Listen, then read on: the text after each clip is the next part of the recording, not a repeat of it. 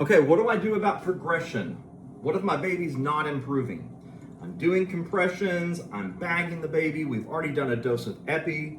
Well, you can give epi every 3 to 5 minutes. So we are still going to do 1 and 2 and 3 and breathe, 1 and 2 and 3 and breathe. We're going to continue that as long as the baby's heart rate is less than 60. We will continue the compressions and ventilations. We can give that epinephrine dosage every 3 to 5 minutes. Most of the time at 3 minutes, if that baby's heart rate is not better, we're giving another dose of epi. We can go up to about 3 doses of epi. You might be in a hospital where they might give more than 3 doses, but research shows 3 doses max is usually the average of what we do. We're not going to go above that. There's really no research that shows that 4 or 5 or 6 doses is going to help the outcome of this baby. Now, let's go the opposite of that. Let's say that we've given a dose of epinephrine and our heart rate's starting to climb. We kind of went over this just a little bit ago, but if our heart rate gets above 60, we're done with epi for right now, unless it drops below 60 again. We can stop compressions at that point as well, but we're going to continue bagging the baby. We switch back over to the waltz. Breathe 2, 3, breathe 2, 3, breathe 2, 3, breathe 2, 3. We'll continue that.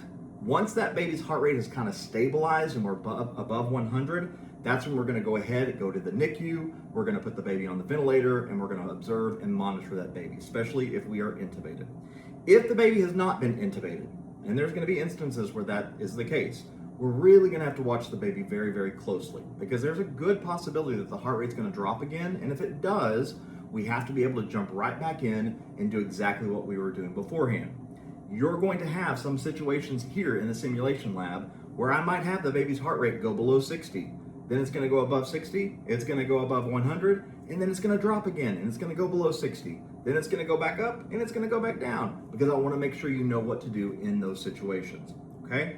Now, what do we do if we've given 3 doses of epi, our baby's heart rate is 0? It's not doing anything. We've been working on this baby for 20 minutes, and there's been 0 improvement at all. That's where we are going to have to start thinking about terminating our efforts. And yes, this is a difficult choice, it's a difficult decision, but you're all going to come in contact with this if you're working in the NICU. And in those situations, everyone's going to discuss it, okay? The doctor's going to discuss it with the nurses, with the RTs, maybe another physician or neonatologist that's there. They will discuss it with the parents. This is a tough, difficult conversation to have, but it has to be made, all right? A lot of times some of the physicians that I worked with, they would say, does anybody have any objection to us terminating and stopping this? So we would communicate about it, and we would talk about it. In the meantime, we're still working on the baby. We're still compressing, we're still bagging, we're doing everything that we can. But ultimately when the decision is made to terminate, that's when we will stop efforts. We're gonna leave that baby intubated for the time being, and we will stop at that point, okay?